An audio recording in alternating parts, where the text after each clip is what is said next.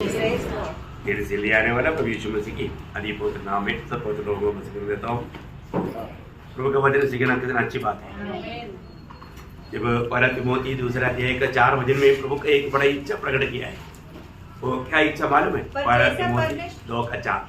पर जैसा परमेश्वर ने हमें योग्य ठहरा कर सुसमाचार सौंपा, हम वैसे ही वर्णन करते हैं और इससे मनुष्य को नहीं पहला तिमोथी दूसरा अध्याय का 4 वचन। जो यह चाहता है कि सब मनुष्य का उद्धार हो और वे सत्य को भली भांति पहचान दे। देखिए मानव बराबर है। मैंने क्या तो बोला नहीं। ओके, तो सबसे बड़ी बात है, हो जाता है कभी कभी। वापस एक बार पढ़िए। जो यह चाहता है, जो ये चाहता है, मतलब प्रभु ये चाहता है कि सब मनुष्य का उद्धार हो। देखा, सब मनुष्य का उद्धार होना।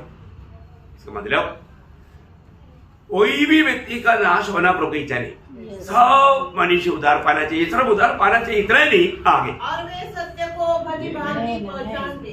वो सत्य को भली भांति पहचान ले, क्योंकि परमेश्वर एक ही है। बस सत्य को भली भांति पहचान ले। देखा, मतलब ये प्रभु का बहुत बड़ा इच्छा है, इसलिए प्रभु ने हमको ये शक्ति दिया है। मैं आपको बताना चाहता हूँ, और हमको वचन सीखने के लिए जो मौका मिला, एक कितना श्रेष्ठ बात है। अभी हमने मतलब प्रभु ने ही विभाजित किया हुआ प्रकाशित वाक्य का किताब, यीशु मसीह का किताब है। उसका हमने पहला भाग को देखा, जो तूने देखा है ना। आज हम वापस पीछे जाने के लिए बिल्कुल टाइम नहीं, और उसमें हमने क्लियर बात को देखा। मतलब प्रभु यीशु मसीह, मतलब परमेश्वर त्रिएक परमेश्वर है और यीशु मसीह परमेश्वर, और उसका महत्व का वर्णन 12 वर्णन हमने देखा। आज हम लोग अभी जो है, अभी क्या है? अभी है मंडली का समय, मंडली का काल है ना। मतलब इसको आत्मा का युग भी कहता है, मंडली का युग भी कहता है, कृपा युग भी कहता है, ऐसा कई शब्द है ना। उसके बारे में हम सीखने के लिए जा रहे हैं। आपको मालूम है, हम लोगों ने देखा था कि एशिया माइनर में करीब 10 मंडली था, परंतु उसमें से 7 मंडली को चुना। ये मंडली के आरंभ से लेकर के अंत तक में होने वाला समयों को बताता है। उस प्रकार का मंडली हर एक समय में दुनिया में रहेगा, ये सारे बातों को बताता है। हमने देखा यहाँ पर। आज मैं पहले थोड़ा सा आउटलाइन देगा तो आसानी देता। तो पहली बात, ये 7 मंडली का अर्थ, मतलब हर एक बात एक शब्दों का अर्थ रहता है ना। तो उसका अर्थ और उसका मतलब वो जो रहता था वो पीरियड, उसका समय, उसका समय आपको थोड़ा पहले बताते हैं, तो उससे आपको थोड़ा आउटलाइन मिलेगा कि कब दुनिया में आदमी जीवन में क्या हुआ था। तो फिर अपन जब उस मंडली की उधर जाएगा बहुत आसानी देगा। तो एफेसुस मंडली, एफेसुस उस पद का अर्थ है ढीला बन जाना, ढीला बनना है। मतलब क्या हो गया? ढीला हो गया, नहीं तो रस्सी मतलब छोड़ते जाना। अभी आप रस्सी खींच रहा है तो जितना खींचा जाएगा उतना छोड़ते जाना, मतलब ढीला छोड़ना, समझ में है ना। ढीला छोड़ना। तो मतलब ये समय कब का था? एडी 70 से लेकर के एडी 120 तक का समय, ठीक है ना। ये एडी 70 से लेकर एडी 70 से लेकर एडी 120 साल तक का समय का बात है। एफेसुस मंडली का समय के अनुसार। दूसरा, स्मुर्ना मंडली। स्मुर्ना उस पद का अर्थ है मतलब कड़वाहट। क्या अर्थ है? कड़वाहट या वेदनाजनक।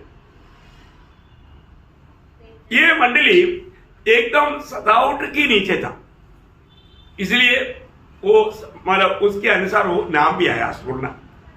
बहुत कड़वाहट से, बहुत उपद्रव में, बहुत कष्ट तकलीफ सहना पड़ा, ऐसा एक भयानक समय था स्मुर्ना मंडली का समय। बोलेगा तो एडी 120 से 312 तक का टाइम। एडी 120 से 312 तक का टाइम।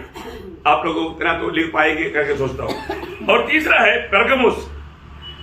पेर्गमुस उस पद का अर्थ है मतलब बढ़ना या एक प्रकार कुछ आजादी मिला हुआ अनुभव, आजादी मिला हुआ अनुभव।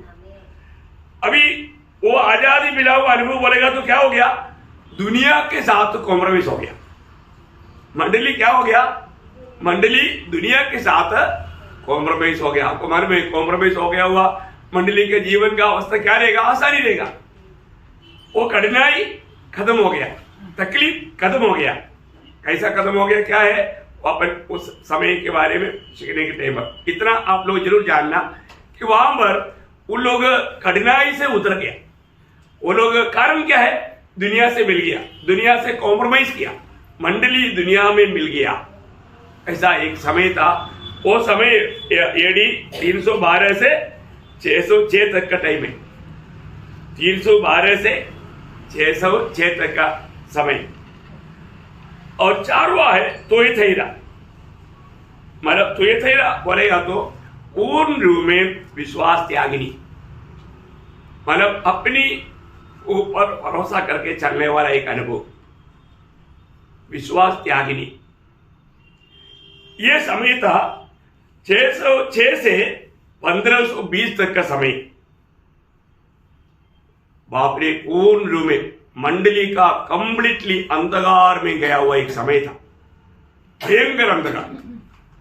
उस समय में लोग बिल्कुल मतलब आत्मिक रोशनी दुनिया को मिला ही नहीं।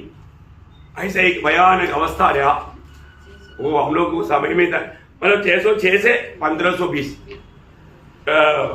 एडी 606 1520 तक का समय। बहुत बड़ी बात है, बहुत अच्छा मतलब विवरण हमको उस समय का स्टडी में जाएगा तो मिलेगा। और पांचवा मंडली सर्दिस। सर्दिस उस पद का अर्थ है छुटकारा पाया हुआ या जागृति आया हुआ या नयापन, नया अनुभव में पाया हुआ, ऐसा कई ऐसा उस वचन का अर्थ है। छुटकारा पाया हुआ, नहीं तो जागृति आया हुआ, नहीं तो मतलब नयापन का अनुभव आया हुआ। इसका मतलब क्या है कि वो पीरियड एक नवोत्थान या एक जागृति का समय था। नवोत्थान मीन्स एक जागृति, आत्मीय जीवन में एक जागृति होने वाला टाइम था। वो है एडी 1520 से 1750 तक, एडी 1520 टू 1750। बहुत उस समय में आपको मालूम है मार्टिन लूथर वगैरह उस समय में माला खड़ा हुआ था। तो उस समय में मंडली मतलब एक ओरिजिनल अवस्था में आने का शुरुआत हुआ, ऐसा है। और मतलब छठवां मंडली है फिलाडेल्फिया मंडली। फिलाडेल्फिया, फिलाडेल्फिया उस पद का अर्थ है भाईचारा, भाईचारा का प्रेम, भाईचारा का प्रेम, भाईचारा का प्रेम। इसका मतलब क्या है कि मंडली और भी आत्मीय जीवन में जीवन पाकर के उन्नति पाने लेगा, एक अच्छा आत्मिक अवस्था में बढ़ने रहेगा, बहुत अच्छा प्रभु को मानव आनंदित करने वाले एक अनुभव में मंडली वापस पहुंच गया। बहुत ये समय है एडी 1750 से 1906 तक का समय, 1750 टू 1906।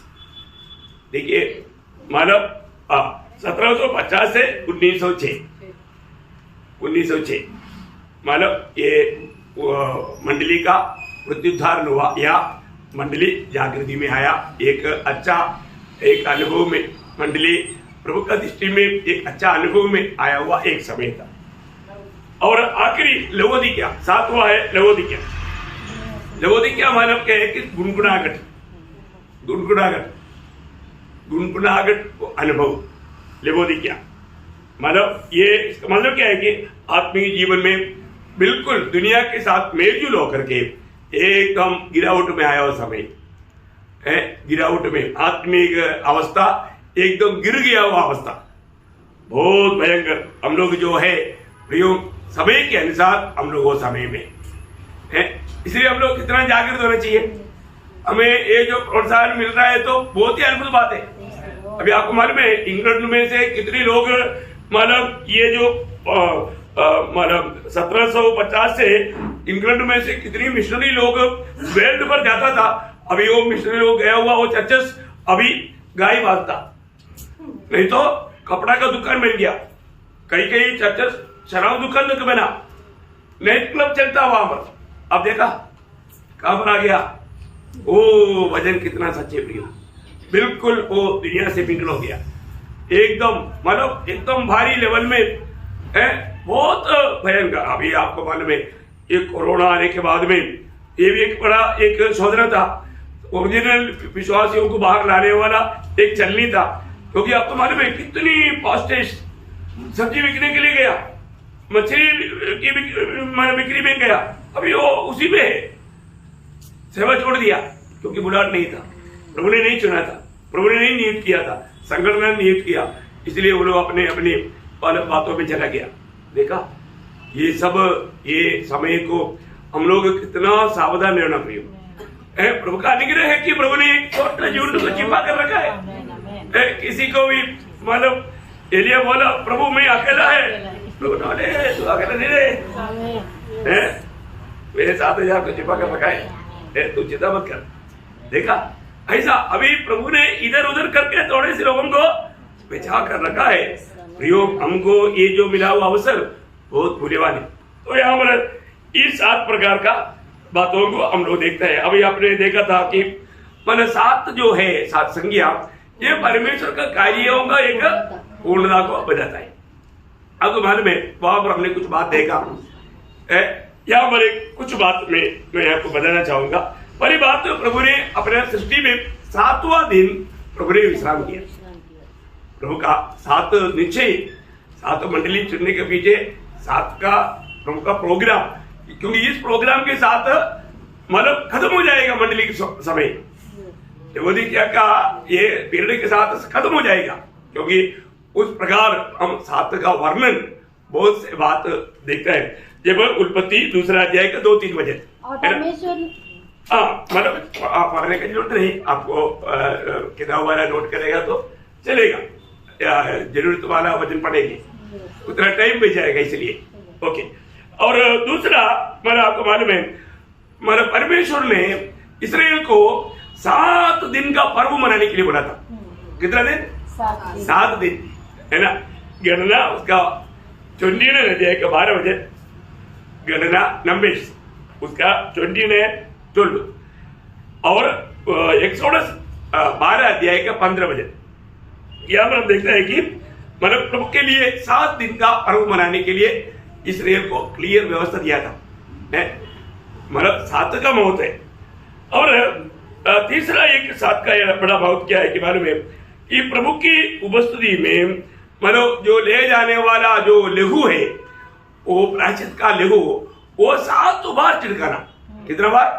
7 बार, 6 बार नहीं, 7 बार। इसका मतलब उसका गौरव है, इसलिए वो 7 बार बोला है ना। लेवी व्यवस्था उसका 4 अध्याय का 1 से 17 तक पढ़ना चाहिए, लेकिन उसमें 2 बार, उसका 6 वजन में और 17 वजन में 7 बार छिड़काना करके वो प्रयोग है।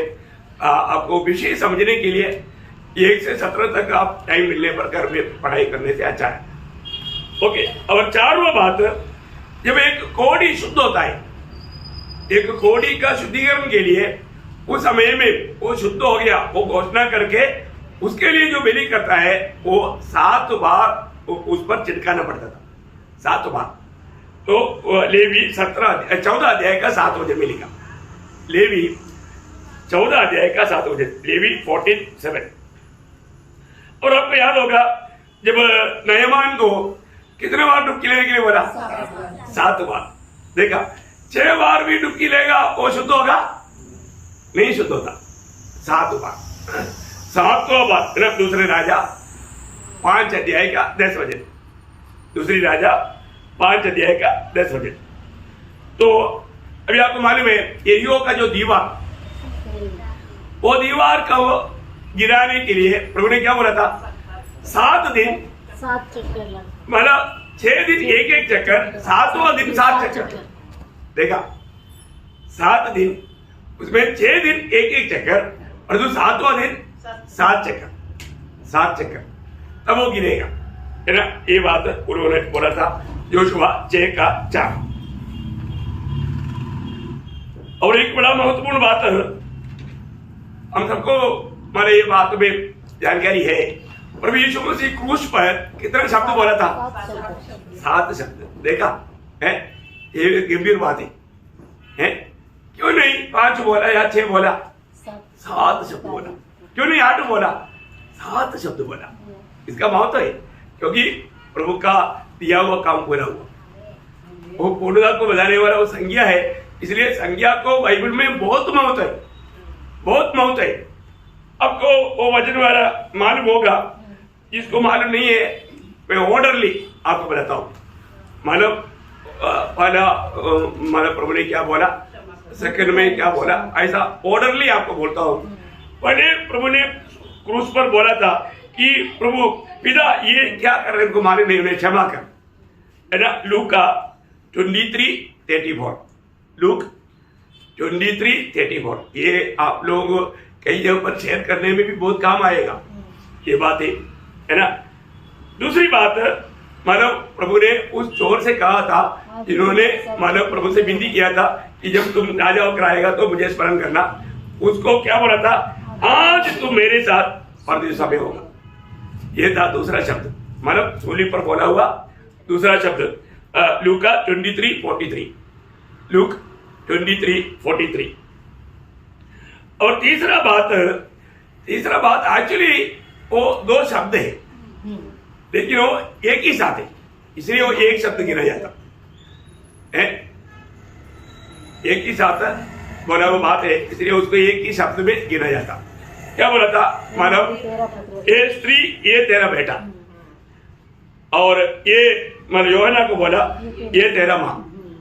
ये एक्चुअली एक ही मतलब विषय था, इसलिए उसको एक ही शब्द में लिया। ये है यूहन्ना उसका 19 अध्याय का 26-27, 26 और 27 हो जाए।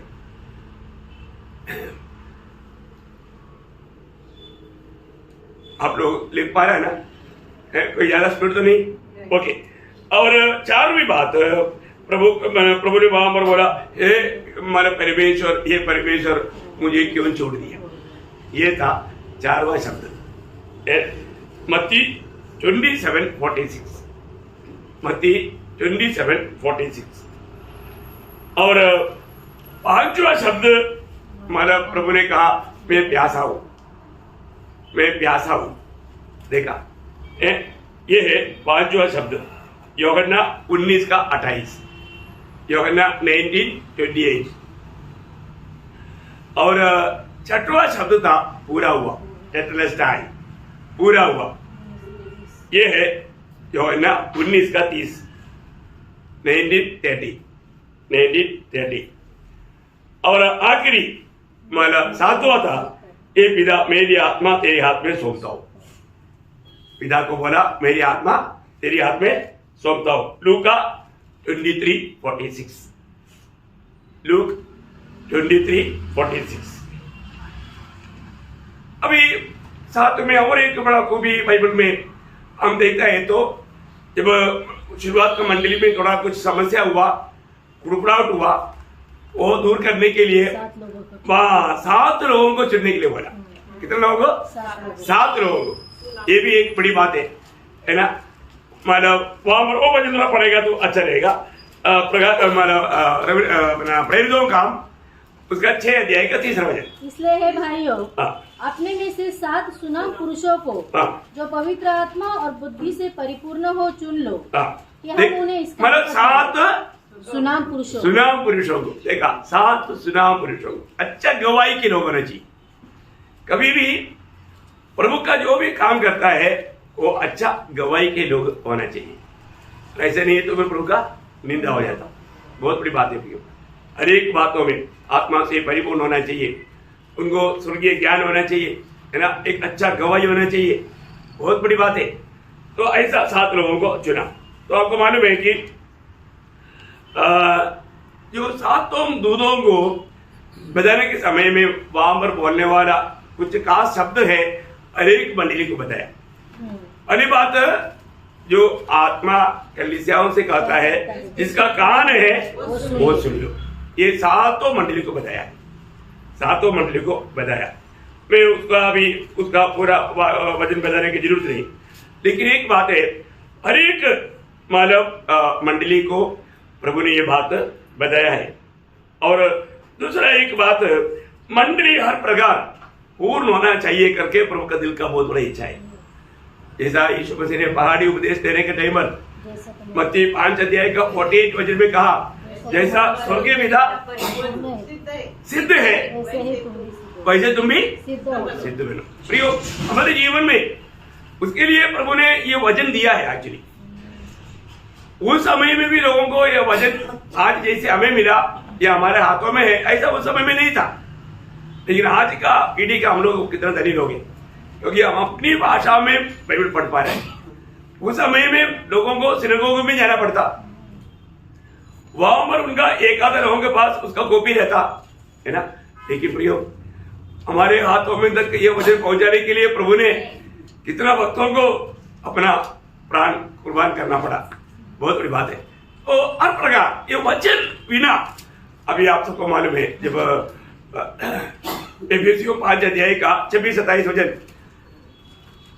मंडली को प्रभु क्या करता, शुद्ध जल से धो करके शुद्ध करते, सिद्ध करता। अब पढ़िए उसको वचन के द्वारा जल के स्थान से शुद्ध करके पवित्र बनाए और उसे एक ऐसी तेजस्वी कलीसिया बनाकर अपने पास खड़ी करे, जिसमें न कलंक न झूरी न कोई और ऐसी वस्तु हो, परंतु पवित्र और निर्दोष हो। हाँ, देखो, पवित्र और निर्दोष होना, ये इसलिए प्रभु वचन के द्वारा, ये वचन प्रभु का सच्चा मंडली में प्रभु का वचन भरपूर दिया जाएगा। और दूसरा तिमोथी 3 अध्याय का 16-17 वचन में परमेश्वर का जन सिद्ध होने वाला बात, ये परमेश्वर का वचन है करके वहां पर तिमोथी उसको पौलुस बहुत साफ बताता है। संपूर्ण पवित्र शास्त्र परमेश्वर की प्रेरणा से रचाया गया है और उपदेश और समझाने और सुधारने और धार्मिकता की शिक्षा के लिए लाभदायक है, ताकि परमेश्वर का जन सिद्ध बने और हर एक भले काम के लिए तत्पर हो जाए। देखा प्रियो, एक बात है, मतलब प्रभु में आने के बाद में हमारे जीवन में हम प्रभु का लक्ष्य में आना चाहिए। शुरुआत का मंडली एकदम बहुत अच्छा रीति में आगे बढ़ रहा था, लेकिन धीरे धीरे क्या हो गया, झूठे लोग प्रवेश किया। हमारे में मंडली को बर्बाद करने के लिए बाहर से होने वाला अच्छाई से बढ़कर अंदर से करता है, वो शैतान का एक बड़ा चतुराई है। इसलिए मंडली चलाने वालों को बहुत अच्छा मतलब प्रार्थना जीवन चाहिए, परखना भी चाहिए प्रियो, क्योंकि अगर ऐसा नहीं है तो अपने बीच में ऐसा बहुत लोग भक्ति के वेश में आएगा और वो लोग उनके द्वारा मतलब प्रभु जो चाहने वाला, वो जो क्या बोलते हैं क्वालिटी है, वो क्वांटिटी नहीं देखता, क्वालिटी देखता है ना। वो जो मूल्य था वो उसका श्रेष्ठता नहीं देगा। धीरे धीरे अभी कितने लोग अपने बीच में भी आया, हम बहुत बड़ा भीड़ को लेकर आएंगे, थोड़ा छूट दे दो, थोड़ा छूट, मतलब थोड़ा कॉम्प्रोमाइज हो जाओ, थोड़ा सा ये हो जाएगा तो बड़ा भीड़ बन जाएगा।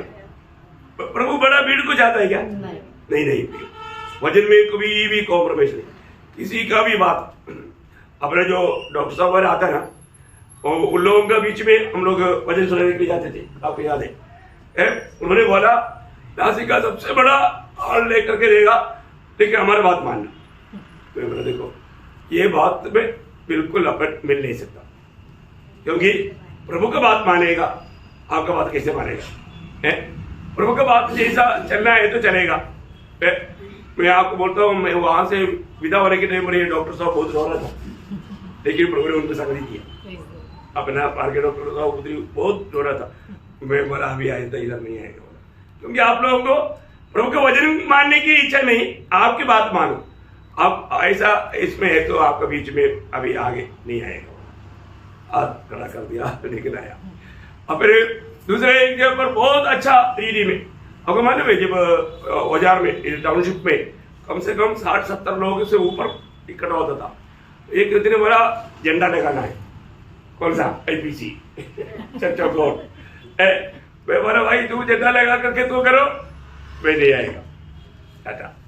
अपन वो ऐसा अपना एक ही सिर है, कोई यीशु मसीह, इसके अलावा कोई लेवल आएगा तो अपन उधर नहीं कर सकता, क्योंकि मंडली कोई संगठन नहीं, मंडली कोई धर्म नहीं। प्रियो हमें कितनी सावधान रहना पड़ता है, प्रभु का कार्य को प्रभु की इच्छा के अनुसार करना पड़ेगा। इसके अलावा हमें कोई भी प्रकार किसी के साथ कोई चैलेंज नहीं, लेकिन प्रभु का सेवा प्रभु जैसे चाहता है वैसे ही करना चाहिए। तो शुरुआत का मंडली में धीरे धीरे आया वो बात, अभी हम मंडली जीवन में जब जाएगा उस समय में हमको झटक लगेगा, कितनी प्रकार का लोग आकर के हमको मतलब अंदर से मतलब समस्या लाता है। अभी आप लोगों ने भी कुछ तो बात देखा होगा, लेकिन इसका बहुत सीरियसली बात आप लोगों में से किसी को भी मालूम ही नहीं, और मैंने कुछ आप लोगों को ओपन बताया भी नहीं। ये भी एक बड़ी बात है, क्योंकि क्या है कि जो लोग उस बातों को इतना नहीं समझ सकता, उनको अभी बताने से वो अवस्था एक आएगा, वो मेच्योरिटी में आने वाला एक समय आएगा, तब वो एक एक लोग समझेगा, उनका आंख खुल जाएगा। बहुत बातों में बहुत सावधान रहना पड़ता है। एक मंडली का अगवा बनकर के प्रभु नियुक्त किया, इसलिए सब कुछ सबरी में विजय प्राप्त किया, नहीं तो वहां पर भी संगठन का बात होता तो वहां पर झगड़ा ही होता। इधर कोई ऐसा बात हुआ, कितनी प्रकार का कितनी वादा आया, बहुत प्यार से निपटा। आप लोगों ने देखा है, बात तो बोलने के लिए नहीं आता था, ऐसे नहीं है, बहुत कुछ बात, लेकिन वहां पर चुप रहने के लिए आत्मा ने अगुवाई किया, उत्तरात्मा अगुवाई में चलते रहा। तो जो भी है प्रभु को महिमा मिले। तो इसलिए प्रभु का वचन ये मंडली को खास करके प्रभु बोलने वाला एक बात है, मैं तेरा काम को जानता हूँ। ये भी सातों मंडली को बताया। हमें एक बात को जानना प्रियो, हमें जानने वाला एक प्रभु हमारे बीच में है, हमको वो जानता है, यही हमारे लिए सबसे बड़ी बात है। प्रभु हमारा सारे बात को जानता है। मैं आपको बताना चाहता हूँ, ये जानकारी भी रखेगा तो हमारे लिए कितना अच्छा बात है। और इसमें सिर्फ दो मंडली को है प्रभु ने कुछ दोष नहीं लिखा है। कौन कौन सा मंडली है? वेरी गुड, सबको मालूम, सबका याद में रहना है, स्मुरना और फिलदेल्फिया, है ना। वे लोग उनके समय में बहुत बड़ा दाम चुकाते हुए जीवन बिताया। वो लोग हर प्रकार का है, उनका कामों में, उनका कष्टों में, है ना, उसका दरिद्रता में वो नहीं पीछे नहीं हटा, है ना। कोई झूठे लोगों को मंडली में आने नहीं दिया। तो इसलिए प्रभु उन लोगों का बारे में कोई दोष नहीं लगाया। तो इसलिए अपने जीवन में हमको प्रभु का वचन को सही रीति में जानना कितना अच्छा बात है। तो मंडली का सबसे बड़ा मतलब उपद्रव कहां से आएगा? अंदर से। इसलिए अपन हर एक लोगों के साथ जब दोस्ती भी लगाता है तो जरूर पवित्र आत्मा का अगुवाई रहना, उधार पाए वालों, नहीं तो बहुत बड़ा ठोकर खा सकता है। तो अभी हम लोग हमारा आपको मालूम है, पहला जो नंबर आता है एफेसुस मंडली का। एफेसुस मंडली मतलब कैसे स्थापित हुआ आपको मालूम? किसके द्वारा? पौलुस के द्वारा स्थापित हुआ, है ना। पौलुस जब एफेसुस में गया, वहां पर कुछ यूहन्ना बपतिस्मा देने वालों का कुछ चैनल हुआ, आप लोग याद है 19 अध्याय में प्रेरितों का, है ना। उस समय में पौलुस ने उनको मतलब वचन समझाया। वचन समझाने के बाद में वे लोग मतलब पौलुस का बातों को मान करके, जब आप प्रेरितों का 19 अध्याय का 1 से 7 तक का वचन में वो संभव आप लोग पढ़ सकता है, वहां पर उन लोगों मतलब प्रभु में आया, उन्होंने प्रभु यीशु मसीह को ग्रहण किया, बपतिस्मा लिया और एक झुंड वहां पर तैयार हो गया। परंतु उनके बीच में पौलुस का मिशनरी यात्रा में या जीवन में सबसे ज्यादा समय बिताया हुआ जगह एफेसुस है। एफेसुस मंडली है। एफेसुस मंडली में प्रभु का दास 3 साल रहा। बाकी जगह पर कई जगह पर माना 2 महीना, 3 महीना, 6 महीना तक है, और दो एफेसुस में 3 महीना। उसका एक बात वो मानो उन लोगों को वहां का मतलब प्राचीनों को बुलाकर समझाने के टाइम पर वो एक खास बात, दिल की गहरा बात बोल रहे हैं ना। बोलो कितना ओपन दिल का आदमी था। जब प्रेरितों का 20 अध्याय उसका 29 से 31 तक का वजन बढ़ना। मैं जानता हूँ कि मेरे जाने के बाद हाँ। फाड़ने वाले भेड़िए तुम में आएंगे, हाँ। जो झूठ को न छोड़ेंगे। हाँ। तुम्हारे ही बीच में से ऐसे ऐसे मनुष्य उठेंगे, हाँ। जो चेलों को अपने पीछे खींच लेने को टेढ़ी मेढ़ी बातें कहेंगे। हाँ।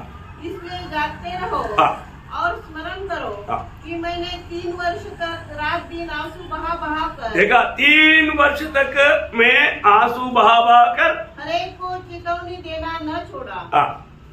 देखो, हाजिरों को समझा रहा है, तुम लोग मंडली को कैसा देखभाल करना।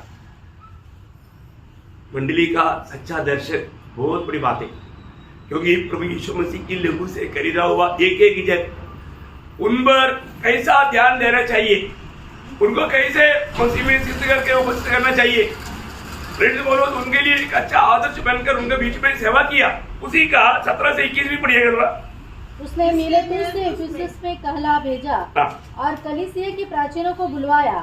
जब वे उसके पास आए तो उनसे कहा, तुम जानते हो कि पहले ही दिन से जब मैं आसिया में पहुंचा, मैं हर समय तुम्हारे साथ किस प्रकार रहा, अर्थात बड़ी दीनता से और आंसू बहा कर, और उन परीक्षाओं में जो यहूदियों के षड्यंत्र के कारण मुझ पर आ पड़ी, मैं प्रभु की सेवा करता ही रहा। देखा, मतलब बहुत तकलीफ के साथ वहां पर सेवा किया।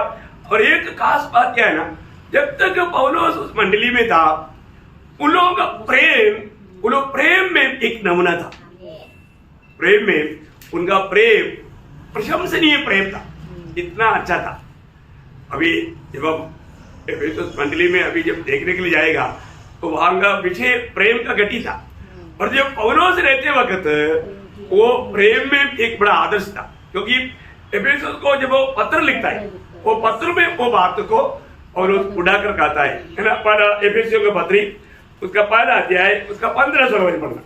इस कारण मैं भी उस विश्वास का समाचार सुनकर जो तुम लोगों में प्रभु यीशु पर है और सब पवित्र लोगों पर प्रकट है, तुम्हारे लिए धन्यवाद करना नहीं छोड़ता। देखो, उनका उस प्रेम को और उन लोगों का वो कार्यों को वो प्रशंसनीय बोल करके गाता है। वापस एक बार पढ़ना। इस कारण मैं भी उस विश्वास का समाचार सुनकर जो तुम लोगों में प्रभु यीशु पर है और सब पवित्र लोगों पर प्रकट है, तुम्हारे लिए धन्यवाद करना नहीं छोड़ता, और अपनी प्रार्थनाओं में तुम्हें स्मरण किया करता हूँ कि हमारे प्रभु यीशु मसीह का परमेश्वर जो महिमा का पिता है, तुम्हें अपनी पहचान में ज्ञान और प्रकाश की आत्मा वो शब्द आपका उसमें है ही नहीं। हमारा प्रेम जो सब पवित्र लोगों से है, वो नीचे दिया है। नीचे दिया, हाँ नीचे दिया। लेकिन मतलब है वो प्रेम के शब्द किसी परिभाषा में नहीं आया, परंतु उनका प्रेम बहुत तारीफ करने लायक था। और उस रहते हुए अभी मैं भी आप लोगों को इस साल में मतलब अभी 2 महीने से मैं बोल रहा है, नासिक मंडली का प्रेम कैसे होना चाहिए, बढ़ना चाहिए। बढ़ रहा है कि नहीं? कितने लोग बोल सकते हैं कि प्रेम बढ़ गया, बढ़ गया या घट गया है? देखो, प्रेम कब घटता है? मानव मत्ती उसका 24 अध्याय का 12 वचन में लिखा ना, हाँ, अधर्म बढ़ने के कारण प्रेम ठंडा होता। प्रियो, हमारे बीच में किसी का भी प्रेम ठंडा नहीं होना, हमारे बीच में किसी का भी प्रेम ठंडा ना होने देना। बहुत बड़ी बात मैं आपको बताता हूं, क्योंकि प्रेम ठंडा हो गया तो प्रभु का दिल में बहुत दुख हो जाएगा। हमारा प्रेम बढ़ना चाहिए, है? प्रेम बढ़ रहा है कि नहीं, यह बात को परखना प्रिय। आत्मीय जीवन में हरेक पवित्र लोग है प्रेम में बढ़ना चाहिए। प्रभु के साथ का प्रेम भी, आपस का प्रेम भी हमारे में बढ़ना चाहिए। बढ़ता है कि नहीं देखना, किसी प्रकार भी है ना, किसी कारण। अभी हमें एक दूसरे को मिलने के लिए कितना तड़पना चाहिए, तड़प है कि नहीं है? वो अवस्था में आना चाहिए, वो अवस्था में आना चाहिए। मंडली में मैं हर एक लोगों को बताना चाहता हूं, हम एक दूसरे को, हम प्रभु यीशु मसीह की शरीर का एक एक अवयव होने के कारण दूसरा अवयव का जीवन में मतलब कुछ भी बाहर आ गया तो दूसरे को मालूम होना ही चाहिए। होता है कि नहीं? इतना हमारा आपस का संपर्क बढ़ना चाहिए, है ना? उसके लिए हमें दाम देना पड़ेगा। अभी कई लोग मतलब मुझे कई बार दिल में इतना दुख लगा, इतना मीटिंग होने के बाद में कई बार कई लोग ना मिलते हुए चले जाता, कैसा उनका दिल ऐसा लगता, मतलब कहीं ना कहीं प्रेम में गठी हुआ। तो प्रियो, अगर उस दिन उनका मृत्यु हुआ तो हम क्या बोलेगा, अरे आखिरी दिन में वो नाम मिलकर के भी चला गया, तो कितना दुखदायक बात रहेगा ना। वो नष्ट हो गया वो नहीं बोल रहा हूं, नष्ट नहीं होगा, उधार पाया है जरूर स्वर्ग में मिलेगा, लेकिन उसको बहुत प्रतिबल नष्ट किया। मैं एक बात आपको बताना चाहता हूँ, हर एक पवित्र लोग यहाँ पर बैठा हुआ एक भी जन अगर जिसका उधार नहीं हुआ, मैं आपको बहुत नम्र दिल से विनती करता हूँ, ये उधार ये मुफ्त में है, और इसको पाने के लिए कोई पहाड़ चढ़ने की जरूरत है क्या? पाने का व्यवस्था तक कितना सरल है। पहली बात तो उधार मुफ्त में है, पाने के लिए सिर्फ विश्वास करना है। आगे कौन सा हमको सूली पर चढ़ना है, सिर्फ विश्वास करना, कोई काम करना है क्या? नहीं करना। इसके बावजूद भी आप प्रभु को दिल ना दे करके जाएगा तो प्रभु का दिल में कितना दुख है। मैं मुफ्त में और उधार, कोई अपना परिश्रम से पा सकता नहीं, कोई दूसरे से मिल सकता नहीं है ना। हो इतना बड़ा उधार, इब्रानियों दूसरा अध्याय 3-4 में क्या बोला, इतना बड़ा उधार, इतना बड़ा उधार बोले हो तो मनुष्य किसी कारण दाम दे करके पा नहीं सकता, और वो क्या प्रभु कर रहा है, मुफ्त में दे रहा। यो इतना मुफ्त में मिलने के बाद, और उसके लिए कोई तकलीफ नहीं आपको, मतलब एक दिन पत्थर तोड़ कर आओ ऐसा भी नहीं, सिर्फ विश्वास करना प्रभु के सत्य वचन पर, सिर्फ विश्वास करना, उतना भी करने के लिए तैयार नहीं। देखो कितना भयंकर बात है, विरोधी कैसा धोखा देता है। कम से कम उधार पाने के बाद में फिर तो आने से पहनना नहीं चाहिए। उधार पाए हुए लोगों में सच में प्रभु के प्रति वो प्रेम, क्योंकि प्रभु ने मेरे लिए क्या किया, ये बहुत बड़ी बात है ना। मैं सोचता है कि इतना बड़ा उधार प्रभु मुफ्त में देने के बावजूद भी लोगों को उसको स्वीकारने का दिल नहीं। आपको सबको मालूम है फिर से दूसरा अध्याय 8-9 बजे, क्योंकि विश्वास के द्वारा अनुग्रह से तुम्हारा उद्धार हुआ है। देखा, ये अनुग्रह प्रभु दे रहे ना अभी, ये सत्य वचन सुनकर के समझने के लिए प्रभु ने अनुग्रह दिया, क्योंकि प्रभु बोलता है मैं उद्धार का दिन तेरा मदद किया, सहायता किया। ये वचन पूरा पढ़ने के बाद में वो वचन भी पढ़ लो। और यह तुम्हारी ओर से नहीं, मतलब तुमने कुछ काम करके उधार नहीं पाया, परमेश्वर का दान है, परमेश्वर का दान है, और न कर्मों के कारण नहीं है ना। ऐसा न हो कि कोई घमंड करे। देखा हो मुफ्त में सिर्फ प्रभु का ये वचन सत्य है। प्रभु यीशु मसीह मेरे लिए बलिदान हुआ, मेरा पाप की सजा यीशु मसीह ने उड़ाया, प्रियो और कोई नहीं उड़ाया, और हमें ऐसे प्रेम करने वाला कोई नहीं है। प्रभु का प्यार आपके प्रति है। प्रभु ने कितनी बार ये बात सुनाई आपको। कोई बात दूसरा कोरिन्थियों 6:2, क्योंकि वह तो कहता है अपनी प्रसन्नता के समय मैंने तेरी सुन ली। कौन सा समय है प्रभु का प्रसन्नता का समय, जब वो वचन सुनता है। ये वचन सुनने के समय प्रभु का प्रसन्नता का समय है प्रियो।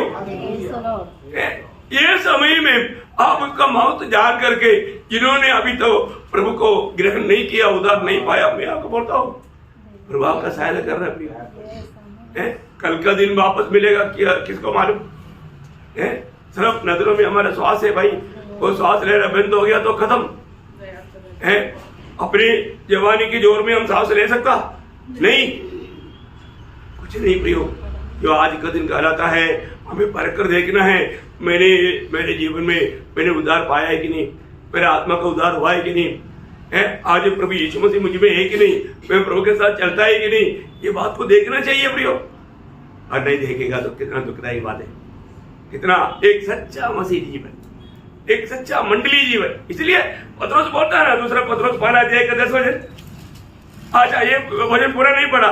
उद्धार का दिन मैंने क्या किया, तुम्हारा सहायता किया, और वह प्रसन्नता का समय देखो अभी ये वचन सुनने के समय में अभी वो प्रसन्नता का समय है। अभी वो उद्धार का दिन है। अभी वो उद्धार का दिन है, अभी वो उद्धार का दिन है प्रियो। अब कल के लिए मत रखो, है ना, कल के लिए मत रखो, आज ही वो समय है। प्रभु आपको ग्रहण करने के लिए तैयार है, पर आप प्रभु को ग्रहण करने के लिए तैयार नहीं। कितना दुखदायी बात है ना। दुनिया का कोई ना कोई बातों में, नाशमान बातों में, मोहों में फंसा करके शैतान लोगों को गुमराह करता है। कितना दुख भरा बात है प्रियो। इसलिए पत्रोस बोलता है, दूसरा पत्रोस 5 अध्याय का 10 वचन, इस कारण है भाइयों अपने बुलाए जाने और चुन लिए जाने को सिद्ध करने का भली भांति यत्न करते जाओ, क्योंकि यदि ऐसा करोगे तो कभी भी ठोकर न खाओगे, वरन इस रीति से तुम हमारे प्रभु और उद्धारकर्ता यीशु मसीह के अनंत राज्य में बड़े आदर के साथ प्रवेश करने पाओगे। देखा, अगर आपका उद्धार हुआ है तो आपको प्रभु की इस बुलाहट को आपने अगर स्वीकार करके आप प्रभु को दिल दिया है तो पहली बात आपको अनुभव में वो चेक करके अनुभव करने का मौका मिलेगा। आपका जीवन बदल जाएगा। प्रभु में आने के बाद उनका भावना, उनका इच्छा, उनका आशा, ये सब बदल जाएगा। प्रभु का वचन सुनने के लिए आने के टाइम पर मैं एक बात आपको बताऊं। पहली बात, हमें थोड़ा नम्रता चाहिए। क्या चाहिए? नम्रता चाहिए। दूसरी बात, हमें जो भी बात आएगा वो वचन को स्वीकारने का दिल चाहिए। उसको क्या बोलता? मानने का दिल, है ना, मानने का दिल। मतलब एक नम्रता चाहिए, एक मानने का दिल चाहिए, और तीसरा मतलब कबूल करने वाला दिल चाहिए। जो भी सच्ची बात है, प्रभु में इस बात को मेरे लिए स्वीकार, ये 3 बात है। तो कई बार ऐसे तैयारी में लोग नहीं आता, अरे बात नम्र होकर के नहीं आता, नम्रता नहीं, घमंड है। घमंड है तो प्रभु बात नहीं करेगा। तो प्रभु का वचन हमें समझने के लिए रुकावट आता है। दूसरी बात, उसका मतलब विधेयत्व तो बोलता है। विधेयत्व तो बोलेगा तो मतलब उसका अधीन हो जाना, वो बात मानने वाला स्वभाव, मानने वाला, है ना, नम्र होकर के मानने वाला गुण, उसको क्या बोलेगा? आज्ञाकारिता भी चलेगा। लेकिन मैं जो मलयालम में सोचता है वो शब्द का सही मीनिंग का अर्थ मतलब शब्द मुझे नहीं मिल रहा है। मतलब इधर कहीं से भी बोलेगा तो ओके आ गया, ऐसा। इसको बोला क्या बोलता? मतलब ओबीडियंस मीन्स, फिर भी उसको क्या बोलता? बात मानने वाला गुण। उसको हिंदी में क्या बोलेगा?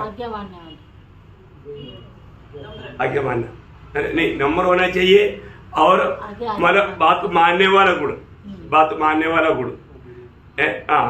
मतलब मलयालम में बोलते हैं विधेयत्व। विधेयत्व बोलेगा तो विधेयत्व बहुत एक अच्छा, एक गुलामी का दिल है। और तीसरी बात, उसको कबूल करने के लिए सच में मैं उसका ही मानव योग्य है, मैं इसका योग्य है, मैं प्रभु ये वचनों को स्वीकारता हूं। जैसे अभी मरियम के पास वचन आया, मरियम ने क्या बोला? प्रभु मैं तेरे दासी, और वो दासी बोल करके क्या किया? वो उसने समर्पण किया और मुंह से कबूल किया, जैसा तेरी वचन के अनुसार मेरे जीवन में हो। देखा, एक अच्छा एक वचन है। इस बात को समझने के लिए तब प्रभु उसका जीवन में कार्य किया। ऐसा जब हम वचन सुनता है प्रियो, ये इतना बड़ा उद्धार, इसके लिए हमें क्या करना चाहिए लोगों को मालूम नहीं। कितना सरल बात है, ये बात सच्ची है। तो आपके लिए मरा, ये बात सच्ची है। आपको प्रेम करने वाला, आपको बचाने वाला एकमात्र व्यक्ति प्रभु यीशु मसीह है। यीशु नाम का अर्थ ही हमें पाप से मुक्त करने वाला। अरे ये नाम मिलने के बाद में भी आपने वो नाम को नहीं स्वीकारा, कितना दुख भरा बात है। ओके, तो धन्यवाद। इसलिए मंडली जब तक वहां पर था, वो लोग, आपको मालूम है ये जो एफेसस शहर जो है, उस समय में वो शहर बहुत फेमस था।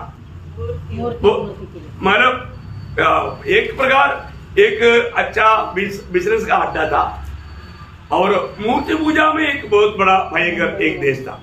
क्योंकि आपको मालूम है ये जो 7 वनडेज है ना, मानो दुनिया में 7 अद्भुत आश्चर्य, क्या बोलते हो?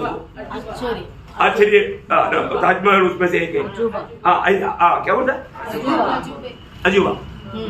अजूबा, अद्भुत बात है, वंडर्स। उसमें से एक वंडर था मतलब एफेसुस में क्या था, वो देवी का बड़ा एक मतलब मूर्ति। वो जब पौलुस जा करके वहां पर जब प्रचार किया तो इन लोग मूर्ति पूजा गलत है समझाया, तो उन लोग मूर्ति के लिए चिल्लाया।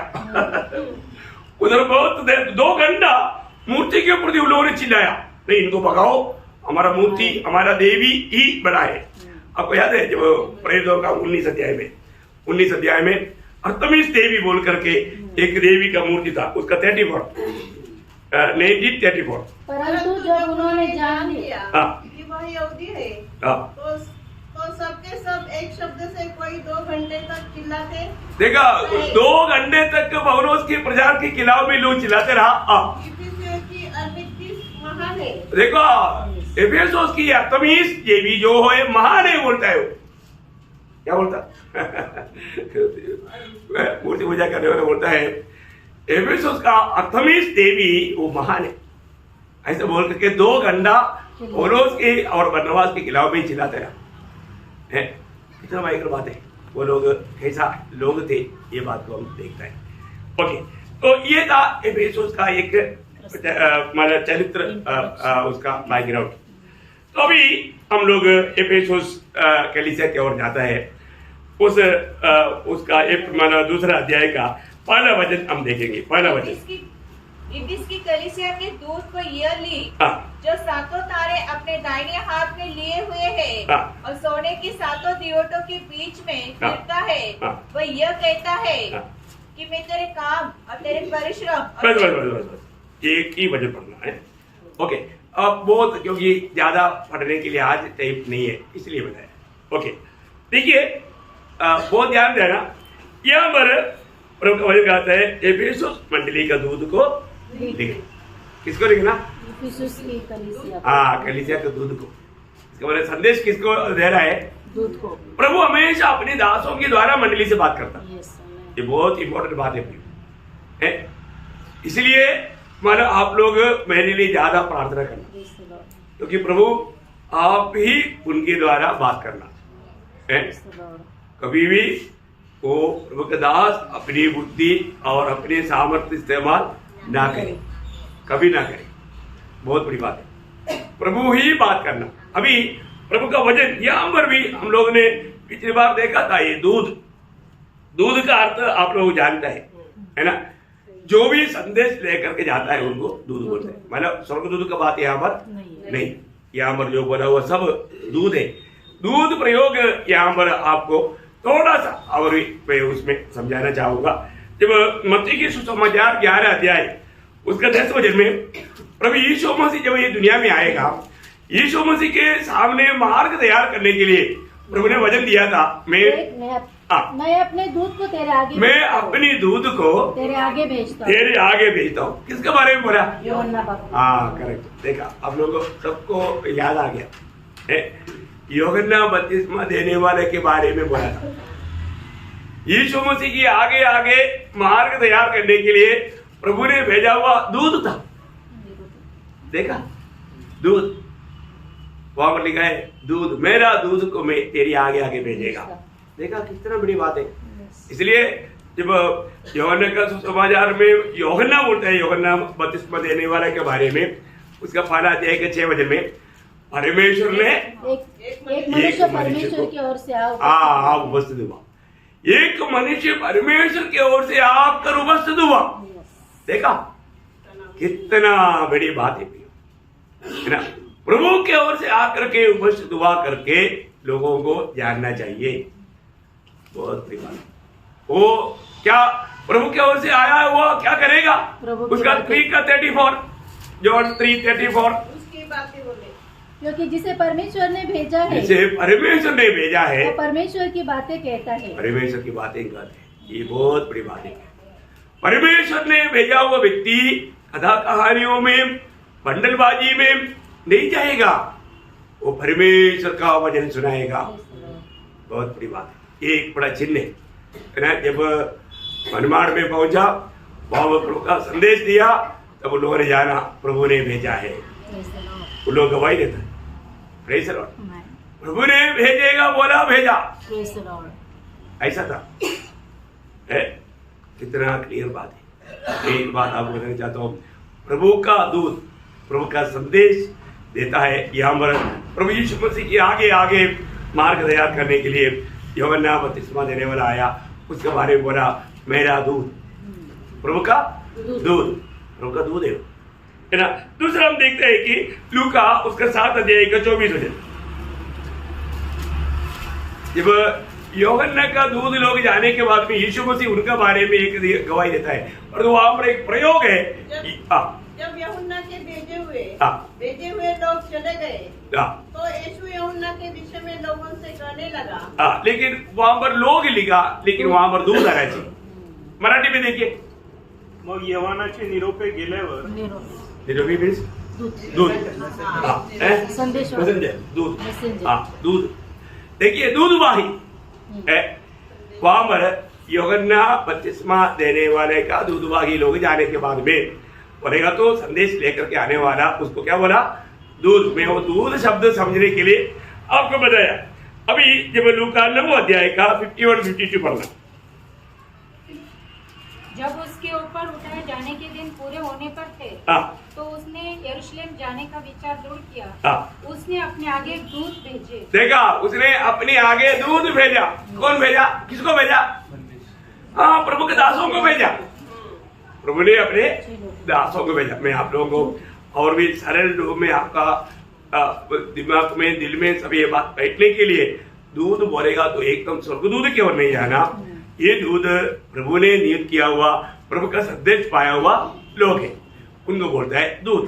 ओके, अभी यहाँ पर एफेसुस मंडली को जब शुरू करता है, वहां पर जो हमको जो प्रकट हुआ था यीशु मसीह, वो प्रकट हुआ यीशु मसीह का 2 वर्णन करते हुए वो डायरेक्ट, इसका मतलब क्या है कि इस मंडली को भी ये संदेश देने वाला अगले अध्याय में जो यूहन्ना को प्रकट हुआ यीशु मसीह ही है। ये बात प्रकट करने के लिए वहां पर 2 प्रयोग वहां पर करता है।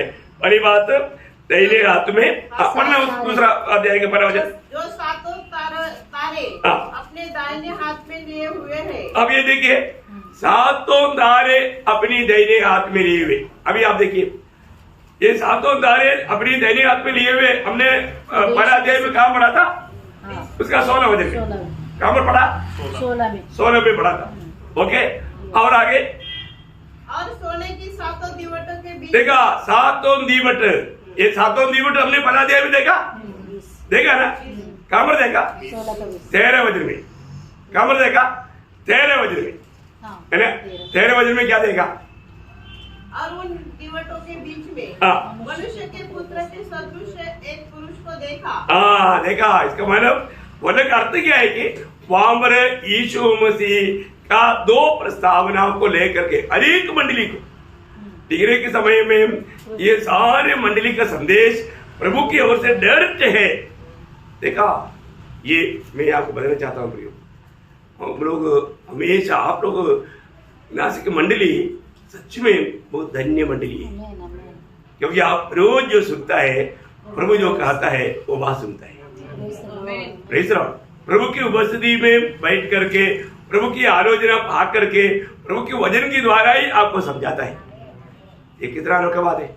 जैसा पौलुस ने 1 कुरिन्थी 11:23 में क्या बोला, मैंने प्रभु से पाया और तुम्हें पहुंचाते हैं, तुम्हें पहुंचाता है। देखिए, यहाँ पर हम देखते हैं कि यहाँ पर प्रभु उनको मतलब जो अपने हाथ में लिया हुआ है, आपको मालूम है हाथ में लेना, उसको मतलब ग्रीक शब्द में क्राटोन बोलते हैं। क्राटोन उस पद का अर्थ अधिकार पूर्वक मतलब पकड़ना, अधिकार के साथ। एक को पकड़ लिया तो उसको अधिकार ऐसे ही पकड़ा है, बोलता है तुम कैसे पकड़ा, मेरे को अधिकार ऐसे ही पकड़ा, ऐसा अधिकार से पकड़ना, उसको ग्रीक में बोलते हैं क्राटोन, ठीक है ना। वो पद यहाँ पर इस्तेमाल किया। जैसा यीशु मसीह ने मतलब यूहन्ना के सुसमाचार में कहा था, यही पद वहां पर भी मैंने इस्तेमाल किया। यूहन्ना उसका 10 अध्याय का 28-29 वचन में मानो क्या बोला, मेरे हाथ से, मतलब मेरा वो अधिकार का हाथ है, मैं अधिकार से मैं पकड़ा हुआ हूँ। अब पढ़िए इसको, जैसा दिया 28:29। और मैं उन्हें अनंत जीवन देता हूँ, वे कभी नष्ट न होगी, और कोई उन्हें मेरे हाथ से छीन न लेगा। मेरा पिता जिसने मुझको दिया है, उन्हें मुझको दिया है, सबसे बड़ा है, और कोई उन्हें पिता के हाथ से छीन नहीं सकता। देखा, बोलो पिता का हाथ और मेरा हाथ दोनों एक है। ये बहुत अधिकार का बात है। ओ हमारा अवस्था प्रियो, अभी हम लोग यहाँ पर है, यहाँ पर प्रभु के लोग, प्रभु के उपस्थिति में आने के टाइम पर भी कितने लोग ये बात को ख्याल करता है मुझे नहीं मालूम। मत ये 18 का 20 वचन याद है, प्रभु ने क्या बोला था? 2 या 3 जन मेरे नाम पर, यहाँ पर भी ऐसा होता है, यहाँ पर प्रभु है, हम प्रभु की उपस्थिति में हैं। मैं बोलने वाला, मुझको भी ये बात मालूम होना चाहिए, सुनने वाला आपको भी होना चाहिए। क्या होना चाहिए? मैं प्रभु की उपस्थिति में सुनता हूँ, है ना। अभी ये बात बहुत बड़ी बात है, प्रभु हमें अपने हाथ में लिया हुआ है। और प्रभु जब हम इकट्ठा होता है तो व्यक्तिगत रीति में प्रभु हमारे बीच में रहता, उस प्रभु की उपस्थिति में हम लोग ये बात को, क्योंकि प्रभु क्यों हमारे बीच में है? प्रभु हमें दुश्मनों से बचाने के लिए। आपको मालूम है, जब इसराइल को बोलने के टाइम पर, खास करके उन लोग होने के टाइम पर प्रभु ने कहा हुआ एक बात, मेरे उपस्थिति तेरे बीच में है। इसलिए वो उपस्थिति में मतलब मैं रहना है तो तुम लोग कैसे होने चाहिए? एक शब्द अनुवाद के खिलाफ व्यवस्था में उसका 23 अध्याय का 14 वचन पढ़ना। अनुवाद उसका 23 अध्याय का 14 वचन। क्योंकि तेरा परमेश्वर यहोवा तुझको बचाने और तेरे शत्रुओं को तुझसे हराने को तेरी छावनी के मध्य में घूमता रहेगा, इसलिए तेरी छावनी पवित्र रहनी चाहिए। तेरी छावनी पवित्र रहना चाहिए। बहुत बड़ी बात है हमारे जीवन में, है ना। जब भी हम इकट्ठा होता है, हम प्रभु उपस्थिति में जब आता है, हमें कैसे होना चाहिए? एक सच्चा पवित्र दिल के साथ, एक पवित्र भावना के साथ। प्रभु आज भी आप मेरे से कहे, जो भी बात प्रभु आप कहेगा मैं मानूंगा। एक अच्छा समर्पित दिल होना चाहिए, है ना। प्रभु आपके वचन के साथ मैं कभी बरवा नहीं करूंगा, है ना। मुझे हमेशा प्रभु के हाथ में बना रह करके प्रभु के योग्य मुझे बनना है। प्रभु के हाथ में इस्तेमाल होने वाला एक पात्र मुझे बनना है। ये आगे के साथ अभी वो वचन, पहला वचन हम एक बार पढ़ेगा। कलीसिया के दूत को यह लिख, जो 7 तारे अपने दाहिने हाथ में लिए हुए हैं और सोने के 7 दीवटों के बीच में फिरता है, बस वो ये कहता है। इसका मतलब ये जो कहने वाला दूत बिल्कुल प्रभु की ओर से है, मतलब हमें अच्छी तरह जानने वाला प्रभु, मतलब हमारे जीवन का। आपको मालूम है, जब 138 भजन संहिता का 1 से 6 तक का वचन आपको याद है, प्रभु बोलता है तुम्हारा उठना बैठना चलना फिरना सोचना मैं सब कुछ जानता हूँ। सब जानने वाला प्रभु की उपस्थिति में हम लोग हैं। अभी प्रभु जो अभी बोलने जा रहा है, बहुत सुंदर बात है। हमारे प्रभु का एक बड़ा खूबी, प्रभु कभी भी हमारा कोई कम्युनिटियों को नहीं भूलता। पहले ये प्रभु का एक बहुत बड़ा एक स्वभाव गुण है।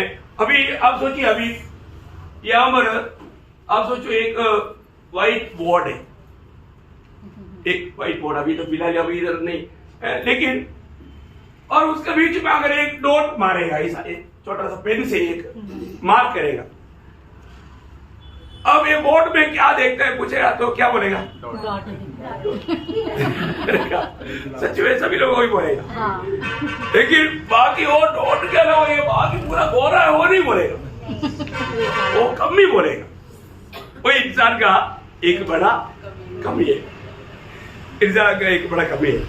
तो परंतु प्रभु हमारा ऐसा नहीं, वो पहले हमारा अच्छा भागों को उड़ाकर करता है और उसका तारीफ करता है। तो वो क्या है अपन अभी कल देखेंगे, क्योंकि वो अपने को 2 और 3 वचन में वहां पर 7 बातें एफेसुस मंडली का अच्छा गुणों का 7 वैशिष्ट वहां पर बताया। आप लोग कल आने के टाइम पर वो हमारा दूसरा अध्याय का 1 से 7 तक का वचन पढ़ कर आना, तो अपन कल वही भाग से अध्ययन करेंगे। तो मैं आशा करता हूँ कि मतलब निश्चय अपने जीवन में हम दूसरे के जीवन में प्रभु का वो मन है हमारा, हमारे में मसीह का मन है बोलता है ना, पर कोरिन्थी 2:16 में लिखा है हमें मसीह का मन है। प्रियो, हमारे में मसीह का मन होना, हम दूसरे लोगों का अच्छे, बहुत यहाँ पर बहुत से लोग हैं, उनमें बहुत से अच्छा गुण है, लोगों को नहीं दिखता, थोड़ा एक आधा कुछ छोटा कमी रहता ना, उसको बंडलबाजी बना करके लोगों के सबका दिमाग में डाल करके खराब कर देता हूँ। ऐसे नहीं करना भी, हम बिल्कुल प्रभु का स्वभाव में बदलना। अभी ये बातें सीखने के द्वारा बिल्कुल हमें जरूर नया जन्म में ईश्वरीय स्वभाव का भागीदार बनाया। अभी इन स्टडियों के द्वारा, खास करके सातों मंडली की स्टडियों के द्वारा हमारे में वो पूर्ण रूप में होना चाहिए। प्रेज़ लॉर्ड, होगा कि नहीं? अगर आप समर्पण के साथ सुनेगा तो प्रभु होने के लिए हमारा मदद करेगा। इसलिए मतलब प्रभु अभी एफेसुस मंडली को तारीफ करने जा रहा है, प्रभु दोष लगाने के लिए नहीं जा रहा है, प्रभु तारीफ करने जा रहा है। क्या क्या तारीफ की बात उस पे है, आप लोग भी पढ़कर आना, है ना, वो गुण मुझ में है कि नहीं, ये बात को भी पढ़ के ना, क्योंकि ये सातों मंडली के स्वभाव के लोग मंडली में है, आज का मंडली में, तो नासिक मंडली में भी ये सातों मतलब मंडली की अच्छा जो गुण है वो गुण हमारे में होने चाहिए। प्रेज़ द लॉर्ड, तो सबको आशीष दे, प्रभु को महिमा मिले। हाँ।